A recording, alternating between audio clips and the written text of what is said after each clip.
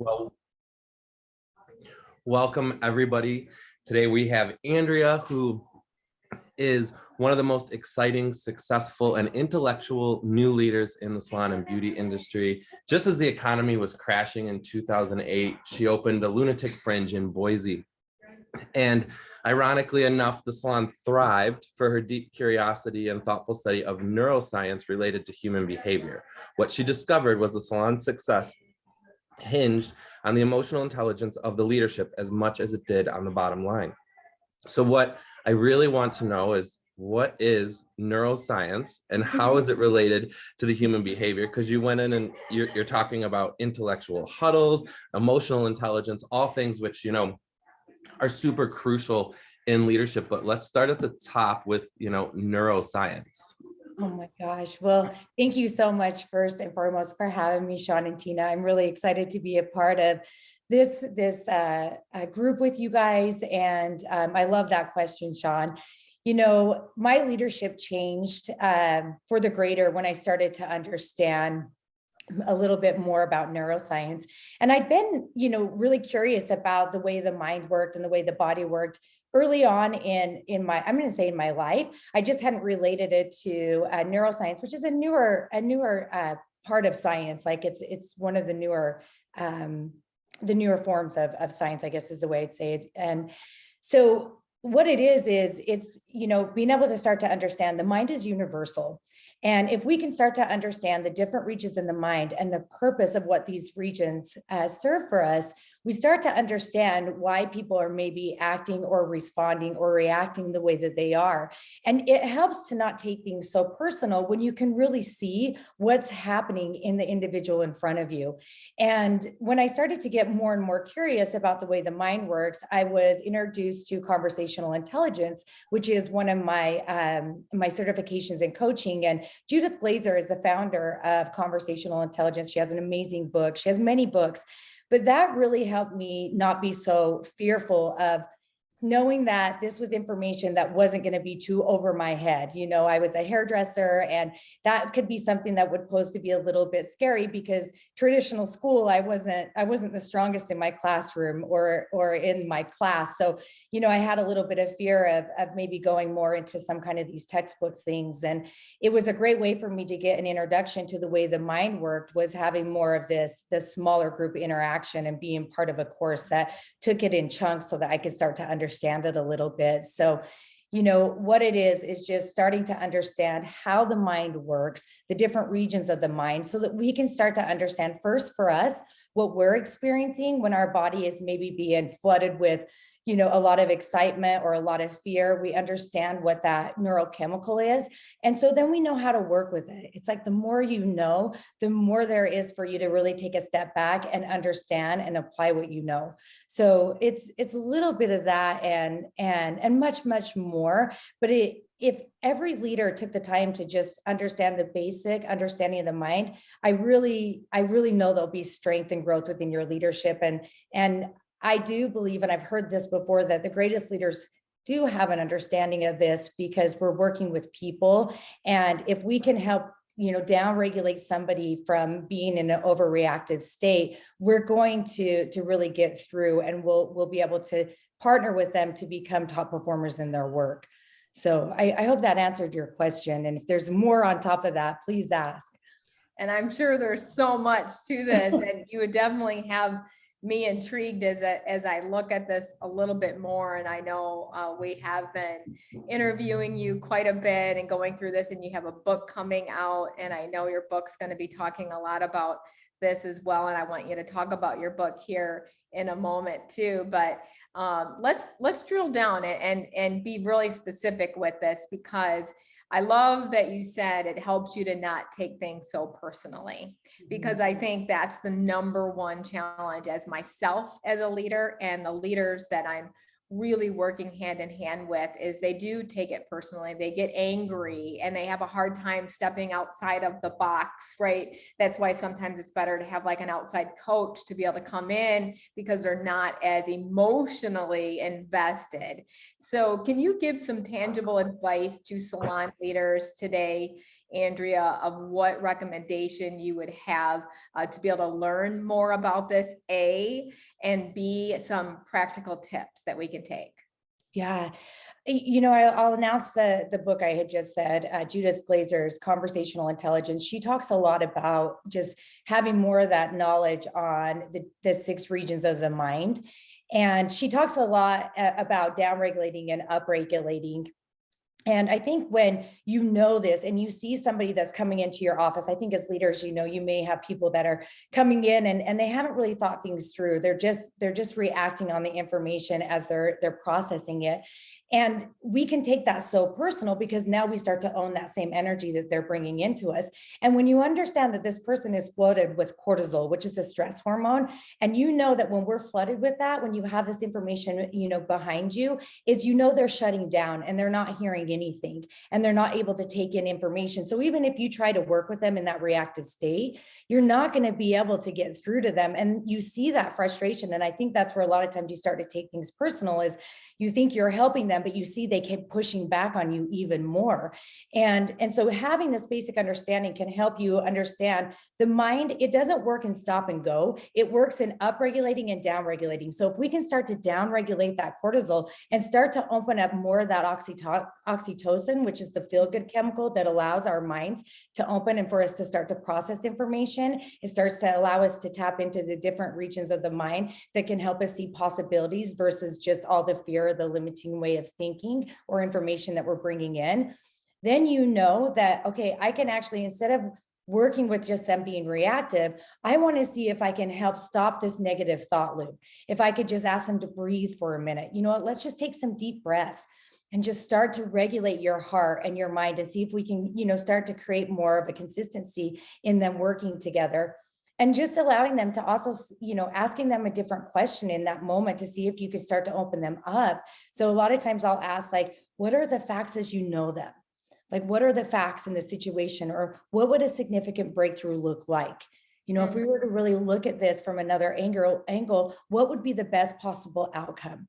Let's talk about those things. And you just start to slow down that reactiveness in them. And that can help you already start to see that it's nothing personal. There's another book and a lot of different, they call them power journeys, but power journeys that I've been on is with the Ruiz family. So Don Miguel Ruiz, he wrote a very popular book called The 4 Agreements. And one of the agreements is to not take things personal. And this book is another one that I recommend. We offer it to our team members as they come in, and we bring them in and do a lot of different workshops with Don Miguel Ruiz, or Don Jose, who is Don Miguel's son. And he's a dear friend of mine. And this has been really great to also bring something in that isn't so science, driven. It's more about, intuitively and more spiritually. And that's been a really great way to help people start to understand things for maybe a different resource if they are a little turned off with some of this, too scientific-y type of information. So I think it's important as leaders to continue to learn more about the mind. I think it's important for leaders to also start to understand more about emotional intelligence, understanding how to manage our emotions before we try to manage other people's emotions. And that's what emotional intelligence is. And when you can start to really take time, and if it's in I have a trigger log that I do as a part of journaling that, at the end of each day, I sit down and I write like what triggered me, and not just the things that triggered me in a negative way, but also what were things that triggered me that just really felt good, so that I can start to understand and identify what those things are. So when they show up again, I have a better way of managing. If it was a trigger in a negative way, now that I've been triggered by it before and I'm aware with it, how would I show up different? Or how would I want the outcome to be now that I can actually see it and see it coming? So I think it's really important, if we want to not take things personal, we have to do the work within ourselves, either learning more, studying more, starting to apply some mindfulness activities so that we can really not take things personal, even with ourselves, before we look to not take things personal with the people that are bringing things to us. I love that. Something that I am interested to know more about are the 6 regions of the mind that just piqued my interest instantly. Like, okay, like what are these and how do they interact, and how do you utilize that for, coaching and leading your team? I love this. And just to put it out there, I'm not a neuroscientist, so I got to make sure everybody knows that, but I do have a passion and I love to share this. So there's 6 regions of the mind, and we're going to start first with the primitive region, which is located at the very bottom of the head. And this is the oldest part of the brain. You've maybe heard of it as the reptile brain. And some people call it the gatekeeper, but its main purpose is to detect threat. So as we walk into any type of environment or we come in contact with any person, place, or thing, this part of the region of our mind is detecting, is it safe or not safe? If it's a person, is this person a friend or are they a foe? And it allows us to start to move further into the regions to, if it is something that is detecting not a threat, then other parts of our mind can start to process what's happening around us. So the next part of the mind is the limbic, and it's still part of the emotional center. And the amygdala is located in these parts of the region. And some of you have maybe heard of an amygdala hijack. And that's when we have been triggered and our body and mind, everything is closing in. It's like a tunnel that's starting to get more and more closed in. And our mind, our body is flooded with cortisol to allow us to, either fight, flee, appease. It's putting everything into place so that we can protect ourselves. So if we're in this region of our mind, we're showing up with a lot of protective behaviors. And how that relates to leadership is if you see somebody coming in that's not listening to you, that's starting to push away from you, that's resisting you, those are protective behaviors. And that's because this person is in this region of the mind. Now we start to move further up the mind, and we're going to get to the neocortex, which is the knowledge center. And the knowledge center is what allows us to process information. It allows us to recall memory. So when you're with somebody and you're coaching them, if they're in this place of really trying to pull information, they're coming from that region. That's the region of their mind that's really being lit up. And a lot of times it's so important for leaders and coaches to know this, because we can interrupt that. And it takes 10 or 12 to 16 seconds, and maybe a little longer, for people to be able to recall information, pull a memory from the hippocampus, and start to be able to process what it is that they're trying to say. If we interrupt that, we interrupt their best thinking. And so holding space for that can be really challenging. A lot of times, staying quiet in those moments can be uncomfortable for a leader. And so they start to talk and ask more questions. And really, we have to slow down and allow this person to really think about what it is that they want to say, and to gather the right information that's stored in this part of their mind to be able to come forth. And then the next region of the mind is the prefrontal cortex, which is the newest part of the mind. And you may have heard it as the executive brain. And this part of the mind is one that allows us to start to see new possibilities. If you've ever heard of the third eye concept, it's really amazing, because the third eye in so many different cultures is placed right in the center of the forehead.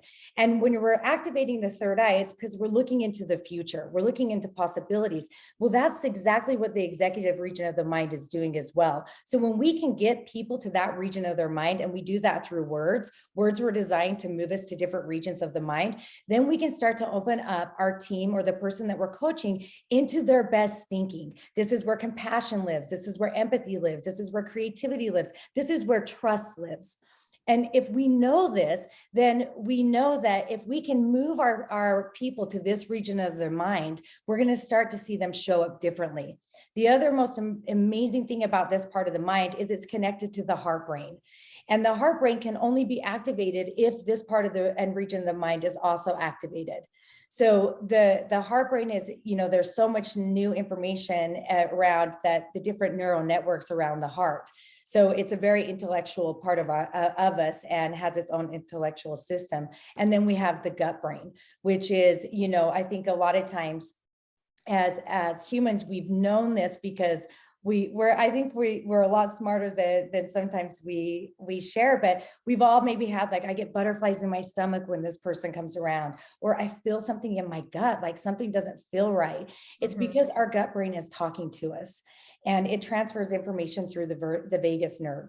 So these are all things to really, really pay attention to. If I have somebody that even sits in and they're like, I don't know, I'm just feeling something just doesn't feel right. And I'll ask them, where are you feeling that in your body? I'm feeling it in my gut. well, let's take a moment and let's talk about that. Instead of just rushing through that, it's like they're showing up and their mind and body is trying to tell us something. And so let's lean into it with curiosity. And again, you're going to start to build trust because this person is going to feel that you really care and that you're paying attention. So this is why I believe it's so important to understand the way the mind works and understand, like I said earlier, words were designed to move us to different regions of the mind. And in my book, I talk about this, why it's so important to open up and prime your conversational spaces, because conversations, every conversation that we have, it happens in time and space. And the one thing that we can control that we may not know, and maybe you're hearing this for the first time, is we can control how we prime that space. We can prime space for discovery, we can prime space for trust, and we do it through our words. So when I wrote about it in the book, I talk about, facilitating a huddle, and my book's called Intelligent Huddle. So it's in there around huddles, but this can work for meetings. This can work for tough conversations, being able to open someone up into aspirational thinking. What would you aspire to get out of our time together right now? Or what is the most important thing for you to accomplish?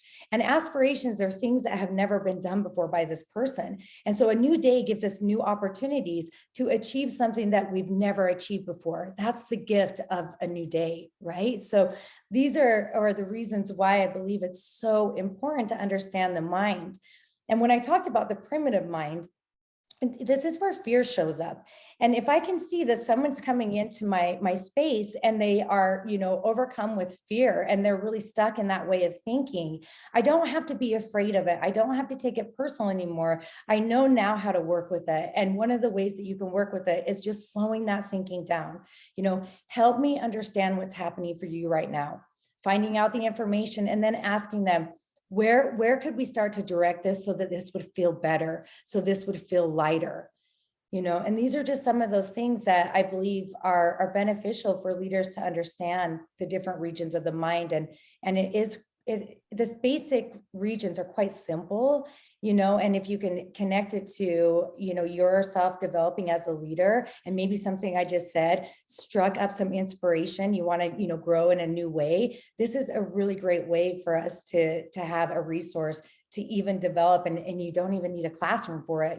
There's so many books out there. So Yeah, I hope good. that answered that. Yeah. Yeah, I can't wait to dive into your book and to really study that. This is incredible. And I remember, my mentor, Win Claybaugh, saying to us as leaders, don't just trust your instinct, obey your instinct. And so I love that you're talking about the gut brain, of course. I think more so as a woman, I think I think we have that intuition, with our gut. And so can you talk a little bit about that, of why you should obey your instincts as a leader, and maybe give some tangible thoughts on that? Because I know, many times we fail to address conversations with people, maybe our own fear, our own triggers as a leader, of thinking, man, if I go in there and have this conversation, I know they're going to blow up. I might blow up, the cortisol is really going to kick in here,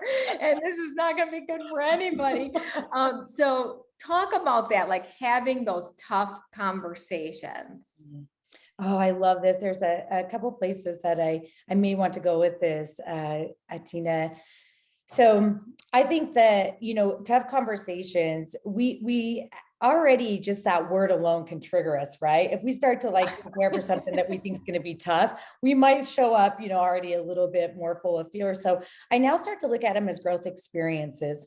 I know that anytime that I've really sat down and I've deconstructed a conversation, meaning what is the deeper meaning behind why I want to have this conversation? And I ask myself these questions before I go into it. So everything that is more prepared is going to have a greater outcome.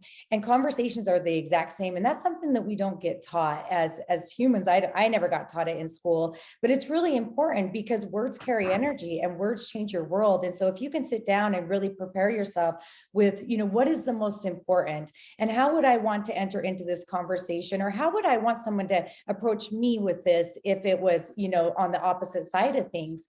And so that was kind of the first thing that I started to work with. And then one of the things that I absolutely love that I took away from conversational intelligence is I love to prime the space for trust. And I use what's called the trust model. And it's an acronym for the word trust.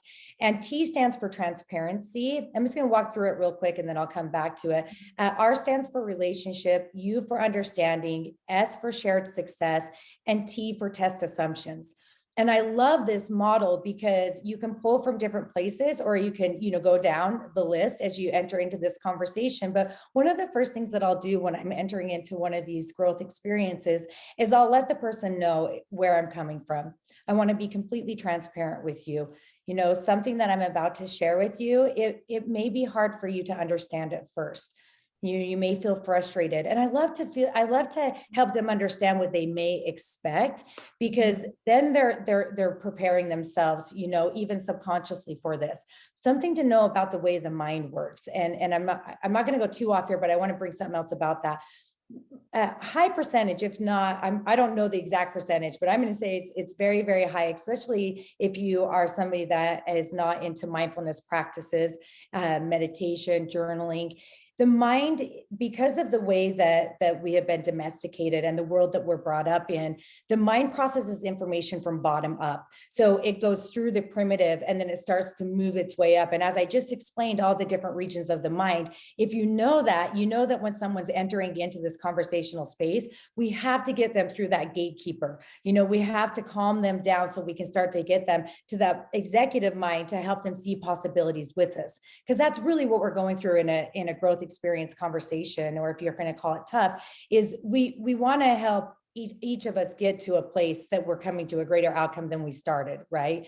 So if you have a mindfulness, and this is where I want to just do a side note, the reason why mindfulness is, there's so many benefits, but one of the greatest benefits when it comes to the mind is it starts to massage. Like if you're a meditator, you're going to start to massage the region of the mind, the executive part of the mind, so that it starts to grow and is being activated more and it's starting to develop. So when you get information, you have even more of a higher possibility to get to that part of the mind quicker, or for some really, really like meditators that have been doing it for a long time, that they actually start processing information from top down. So they actually come into conversations or into life looking for all the great things before they get triggered by fear.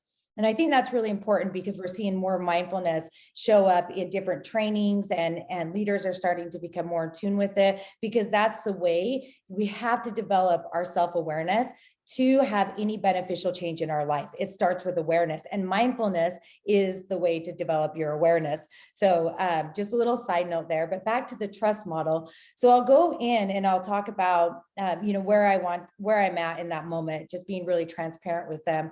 And I'll let them know how much the relationship between this person and myself means to me. I really value this relationship that we have together. And this is why I want to be completely honest with you as we move into this space. And then I'll go into understanding.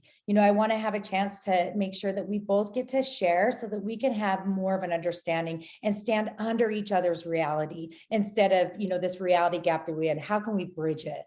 And I think if we can sit and listen and really with an open heart to understand where each other's coming from, we are going to have more shared success. And I'll ask them, what would shared success look like leaving this conversation? What would mutual success? What do you want leaving? And I want to share what I want to leave with, what would be that next course of action for us to continue to move in the right direction? That's important that we get that out of this conversation. And then my favorite is test assumptions.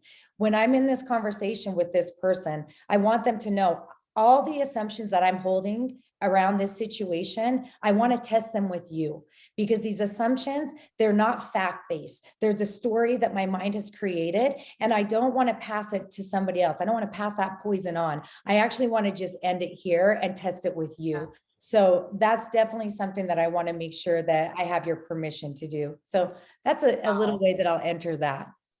So good. So talk a little bit how all of this really helped you lead your salon, like, because I think that this is all like incredible stuff, but I'm thinking, okay, so how exactly can this work so perfectly in a salon environment?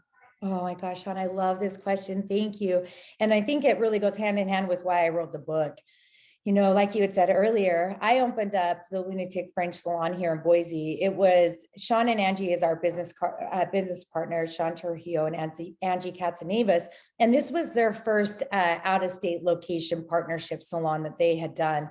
And I was excited about it. I'd been in the company for, I think, 5 years before we had opened, maybe 3, and then I stayed with them. I don't know the exact timeline. And I was into this new endeavor.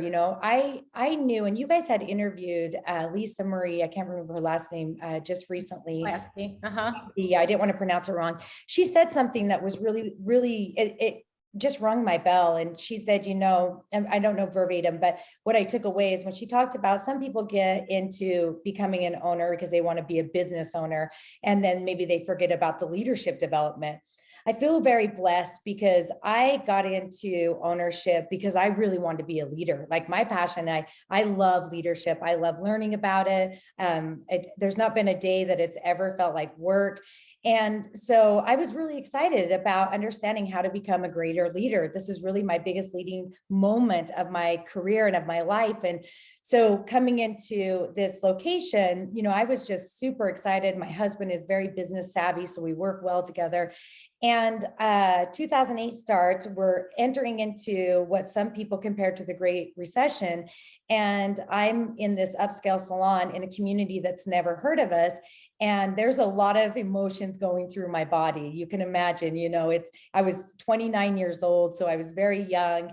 And I had to start to understand, how do I make this work? How do I wear every single hat like most leaders do in the beginning of, being the educator, understanding the vision and sharing the vision, helping the systems become developed, creating a guest experience, being a coach. I mean, all these hats that we wear, how do I do it and do it well? And it was a lot of trial and error.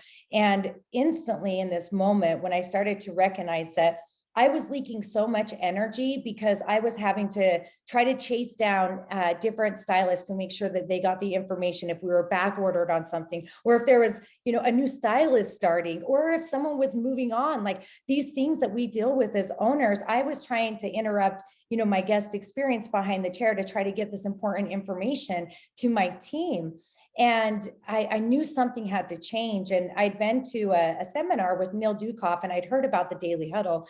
And I'm not kidding you guys. I laughed. I was like, that sounds so cheesy. Like, who's going to bring their team together and do this little, powwow? And it was really that resistance that was grabbing my attention, because I remembered like the loudest voice when I was sitting there trying to figure out how to make this work in the beginning years of being a salon owner and a leader. And I was like, I have to develop communication amongst this team. Communication is everything. And I have to find a way to bring my team together. And so we started doing huddles. I had no idea. And I think that this is another big reason why I wrote the book is, so often as leaders, we do get put in these positions and we get told what to do, but really being taught how to do them. Like I'd heard about huddles. I'd sat in a seminar where there was, maybe an hour presentation, but like I had no idea other than to just try to like tell, sell, yell information, like kind of rapid fire, like this is where we're at. And there was no co-creation in this huddle. And they were really, they were impactful for me, but not really for my team. And so through just starting to see like there was something there, I planted a seed, but yet it needed a lot of work to cultivate it and to grow. And that's when I started to get really curious around, how do we interact the best way as humans? How do we create that sense of belonging? How do we understand more about what we're feeling? And there were so many experiences throughout my career and through my life that started to help me grab from different resources or have my awareness be heightened in knowing what I needed to do next, or what next coach I needed to hire. I'm someone that has had a plethora of coaches around me. So I did have a lot of different resources to start to pull in and help me identify blind spots or opportunities if I wasn't able to see them on my own. So it was a lot of those different experiences. But the one thing I can say now is, going through those times of building something in a community, an upscale salon that this community had never heard of. And then during a really tough time, like 2008, and when the economy was crashing, and then now fast forward through all of us that have been leading through this pandemic, The one thing I can say that I've been able to stay constant with and continue to cultivate is the communication with my team. And when we were all taken out of this, our environments, the first thing I said to my team, and I said, I don't know what's going to happen right now. I don't know if we're going to be, shut out of our workspace and what's going to happen in that regards. But I do know this, we will stay together. We'll do our huddles every single morning like we've been doing. We'll show up. It'll still be that source of us to be able to deliver information, to be able to create this sense of belonging, to bring inspiration in, and to make sure that everybody is okay as we go through this together. And, through that time, we opened up the doors and we were able to put all those safety measures in place within 24 hours. It seems like we got it from our mayor, and we, had our team dialed in because we'd all been communicating. And then we opened up the door with not one team member that didn't come back with us. And it just showed the level of what great communication can do, because it does more than just, hosting a meeting, but it brings people together. It connects us. It creates that sense of belonging. It builds trust. It allows us to know how to share and discover with one another. So that's really why I really leaned into this kind of stuff. And then all the other pieces and parts, they came together with it, because if you want to grow something, you have to continue to learn, right? Yeah. Wow. Yeah. This just takes me, it really is about intelligent communication, because a lot of salons communicate, but are they doing it intelligently? And that's what I love about this. And Sean and I, we have a 6-month course that's starting in February. And part of it is fixing your communication. What does that look like? And I can foresee us using your book to be able to help our salon owners and leaders to understand this piece, because I think it's often a very missed piece. And a lot of leaders, Andrea, talk about this, because a lot of leaders don't know how to run even a meeting or a huddle or a one-on-one, and they make it all about the wrong things, right? And so let's talk about that a little bit, because what are we missing as salon leaders to build that, to continue to build that safety, to continue to build that trust with our team members? Because if we don't do that, they're gone, in seconds, as we know, especially today. Oh my gosh, it's so true. And I love that we're going to go here, because it is so important. And it is a lot of the things that we've never been taught. What I said earlier is that every conversation happens in time and space. And a meeting is a conversation, or it should be, no one wants to just be talked at. And if you're working with a team, we have to understand what's on the heart and minds of all of our team members, but we need to know how to facilitate that, right? And so, with a huddle, with a meeting, with a coaching session, I open up those spaces in all the same ways. I bring people in, and the first thing that I'm going to walk you through another acronym called SPACE. I think this will help. So the S stands for self-awareness. How are you as a leader showing up? What does that look like? How do you feel? How are you dressed? Are you on time? All of these things are what make up our interaction dynamics. And our interaction dynamics are the different signals that we put off to people that are coming in 10 feet of us, right? People, like I said earlier, the purpose of the primitive mind is to detect for threat. It doesn't know if it's detecting us or saving us from a saber-toothed tiger or from somebody that has a scowl on their face.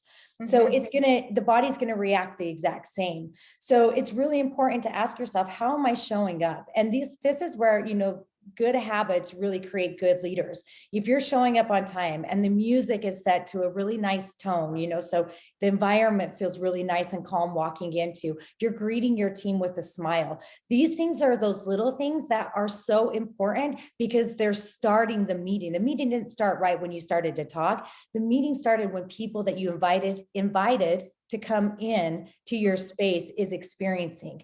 So really taking in that into consideration, how am I, it starts with me first.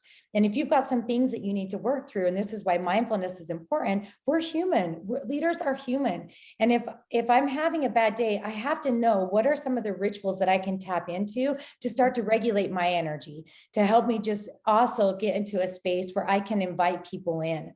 So it's important. We have to do these things that maybe we don't read in leadership books. I think they're coming, as far as like how to really tune into ourselves and become aware, because it's important. So that's what S stands for. The P is psychological safety.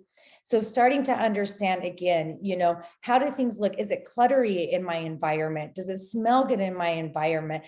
Are things dusty?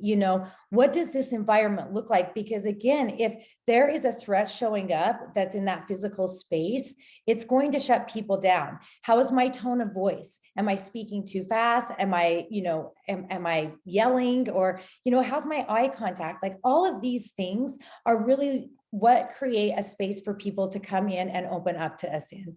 And when you're hosting a meeting and a huddle, the intention should be that this is a place for us to co-create. I'm here as a leader. I have the vision. I've got some information that I need to deliver because I have the wherewithal to get that information. But really, it's something that we should make sure that we're also bringing in, and some that can be discussed on, inviting that up, because when we can have our ideas be met with others, you're going to have even greater ideas come to life.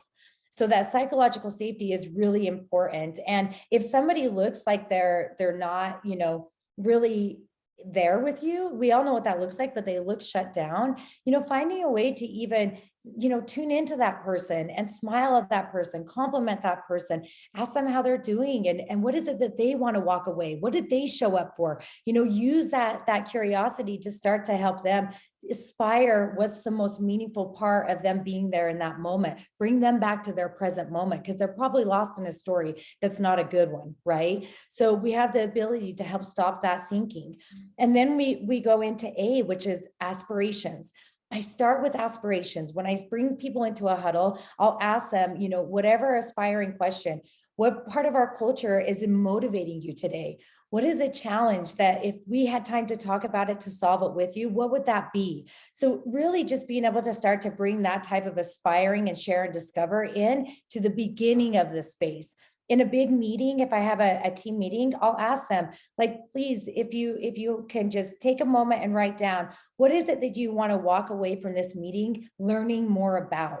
What's important to you? And then you can call on one or two of them, but them being able to get it out on paper, it allows them to have that chance of processing. You held the space for them. They get it out in front of it and it has more context. So now they've come to the present moment with you, and they came into it with you by you asking what's important for them. So really being able to start with that aspiration, and then C is that connection, checking in and seeing, how am I connecting? How is this landing? There's something that I teach in a web series as well around intelligent conversations, which is reframe, refocus, and redirect. And we use that as a term, conversational agility. And so that's really a great place to also make sure you're tuning in to reframing content if it doesn't feel good. If people are showing up in the meeting and they're talking more from a fear-based place, how do we get them unstuck and reframe it to see possibilities? And so being able to just really keep checking in with that connection. Where are the people in the room with you? Are they following you? And you can do that through curiosity. What's the most meaningful thing you guys are hearing right now? What's inspiring? What's causing maybe a little bit of anxiety? Don't be afraid to ask those questions, because if we can name the emotion that they're feeling, it allows it to move through them so that we can get them to show up differently in that moment. It doesn't have to be the next day. It can be in that moment. And then E is experience. What experience are you guys walking away with? Or what experience, if it's a reflection for us in a coaching session, what would this experience that you just had, what would be the 3 actions that you'd need to act on immediately to continue to cultivate all of this that we've been able to share, discover, and find that's the most important for you? What's the next thing that you need to do to really live in this experience outside of where we are right now? So it's called space, and it's just a way to just kind of get some understanding and ways to facilitate. I have another one in the book called Connect. I love acronyms because it just helps us be able to have, our mind loves to compartmentalize. So we remember things, and it can help us slow things down and check back in. I love that. I know that you just said you have another one for Connect, so I'm interested to know what that is. But before you answer that, I do know that you have a program, you offer your services. So how would someone find you, get a hold of you? what are the services that you offer? And then we'll hear about Connect. So I have a website, it's dreahemmer.com. And I host a series of different webinars. And one of the ones, and I love that you guys do the communication, because I think it's so important. And I think we're starting to have more awareness around leaders, needing more resources to find ways to develop. And it's a lifelong practice. Communication is something that we started at a very young age doing, and then, throughout our lives. And I think that it's amazing that we are able to have different resources to find out how to become even better at it. So I do a webinar, a 6-series webinar on intelligent conversations. I do a 3-series webinars on intelligent huddles. So I help leaders understand how to really facilitate a meaningful and impactful huddle. And of course, my book will partner with that really well, but we'll go into a lot more depth in a web series like that.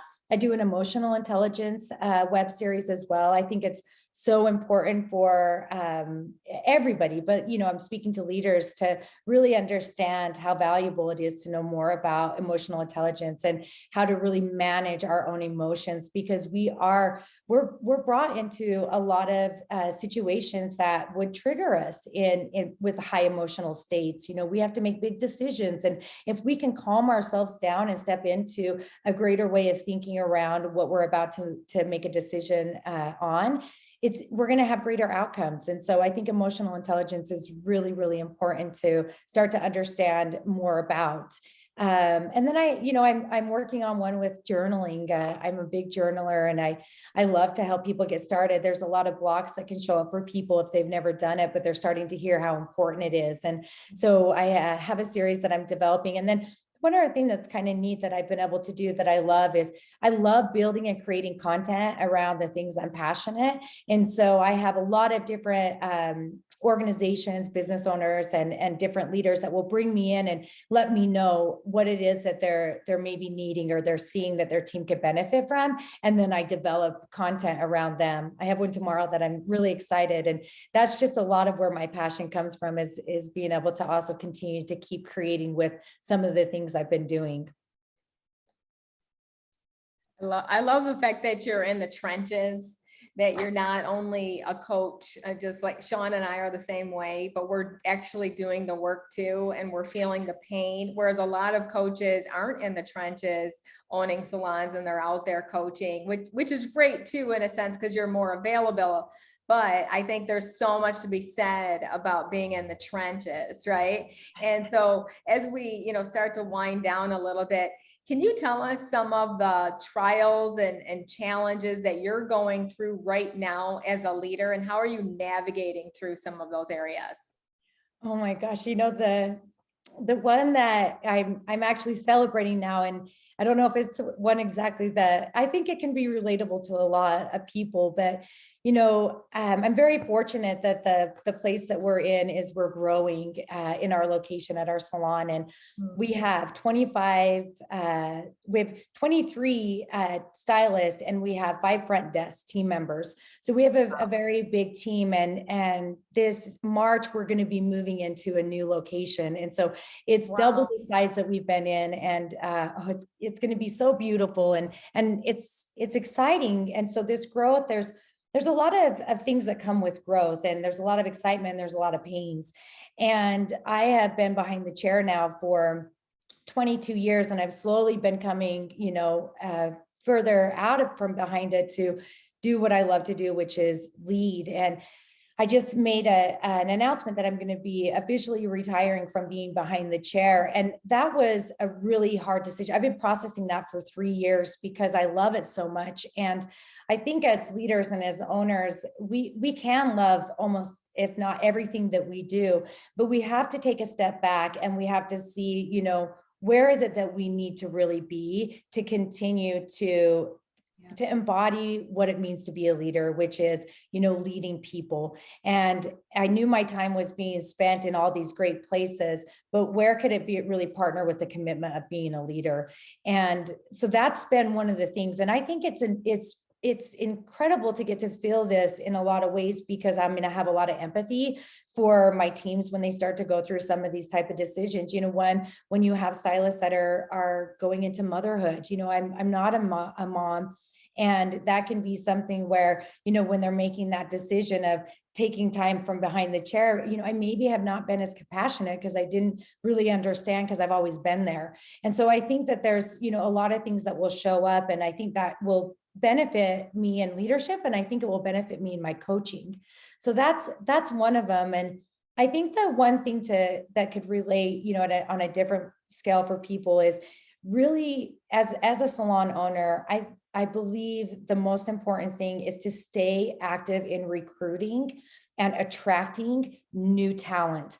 And that is something that I have constantly put a focus around, and not just me, but involving my team, you know, creating these opportunities for our team to go into the school and lead them with their hand. You know, this is a very vulnerable thing to do. And if some of us have been presenting for a long time, remember that first time that you went on stage, and remember who was with you. And I know for me, it was Sean, and it was Angie, and it was my mentors, and they were like, you know, in a sense, pulling me with them. And I think it's so important to not just think the people around us are just going to do it because we would just do it now, but we have to remember to put ourselves in their shoes and not forget how important recruiting and attracting, and then also growing opportunities for our team is. And those things go all together, and you'll keep your business really thriving, because new energy, if you have a strong onboarding process, and that's an important thing, you know, if that's not something that you've done, really look and see how you're bringing and training people as they come onto your team,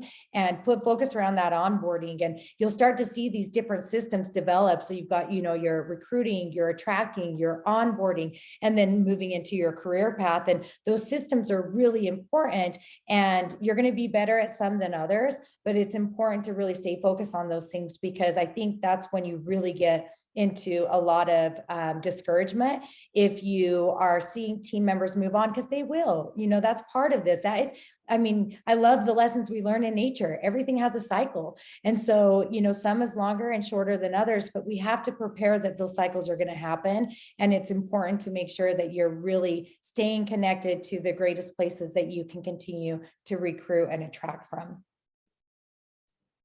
So good. I love that. So as we kind of wrap up here, you talked about how important onboarding is. So what is your onboarding best practice, I guess you could say? Oh my gosh. Whew, to have to say one would be would be crazy, because there's so many systems to this. But, you know, one of the things that I think is so important is that initial attraction. When we invite people into our salon, I want to make sure that I have somebody well trained to take that call. So I work with our front end operations lead, and she's somebody that is very trained, and I coach her and I tune into this. I didn't just do it one and done. It's a constant, you know, making sure when this person calls in, they ask for Taylor, and then Taylor's able to give them all the information to start the process of seeing if this is the right fit for them. So Taylor gets them set up into what we call our shadowing experience. And the shadowing experience is a 45-minute experience where we invite this potential new hire into our salon and allow them to get to know the team. And that is another, you know, it starts even from that moment. Our team knows our huddle. We share it in the huddle. So today we're going to be having somebody in for a shadowing experience. This is their name. This is where they came from. This is who they're going to be partnered with. That's on our support, out of our support team lead that day. I mean, there's so much communication that starts from that very beginning, so that when that person comes in for the very first time, this first impression, you know, she's being welcomed by Taylor. Taylor's helping her put her things away. And it, you know, sounds so simple, but these are those steps people miss in this potential person that will be in your full onboarding program is, you know, how are they being brought into our team? How friendly? Remember psychological safety. How is our team welcoming them in? And if your team isn't welcoming them in, what did you do as a leader to prepare your team to make sure that they would welcome them in? It's something that we have to make sure that communication is strong. So we start with that shadowing experience, and then we go into the phone interview and then the in-person. And that's a big process. And I think that's a lot of times where you see missed opportunity is people just are quick to hire, slow to fire. And it's like, they just put them through this process that's not really a process. And it's like, you're hired, and it's like, leaders and business owners, make sure that you have a really strong interviewing process. You have good questions. You know what you're looking for. You've read the resume. You've did the research on this person. And research is a lot easier now because of social media. So there's so much you can find out, but really have ownership in that, and be mindful of who you're bringing on and what are you building, right? What are you building with the people and the people that you're wanting to continue to build with? So I think that, that's part of it. And then we go in, I have a group of leaders that each person has a role. I loved again what Lisa Marie said last, where's your untapped talent on your team? And that is something that I have always wanted to build people up with me. I didn't become an owner so I could just be this person up there alone. It's like, I want to be surrounded by really successful people. And that's why I said yes to saying, let's bring, Boise Lunatic Fringe here. I knew it would attract that. So we have so many different leaders, and I love it because each one has a purpose on this new person's onboarding and what it is they're going to get from each person's strengths. So it's a big process. I hope that answered it, but I was just trying to give some pieces that people could grab onto. Love it. Thank you so much. I think the greatest thing about what you're talking about, as we end this out, is just building that psychological safety. And I keep hearing that word over and over. I keep reading about it. It's not just safety, but we're building psychological safety, and the fact that you have a very, very solid system that works. And if it's not working, then fix it. So let's fix our onboarding system, maybe make some shifts in this way. And that's exactly what Sean and I do in our next level course. Our first month is really all about that. What systems do we need to fix? Because you never graduate from this.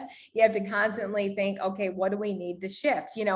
You and I, we own franchises. We own Paul Mitchell schools that are franchises. You own Lunatic Fringe that are franchises.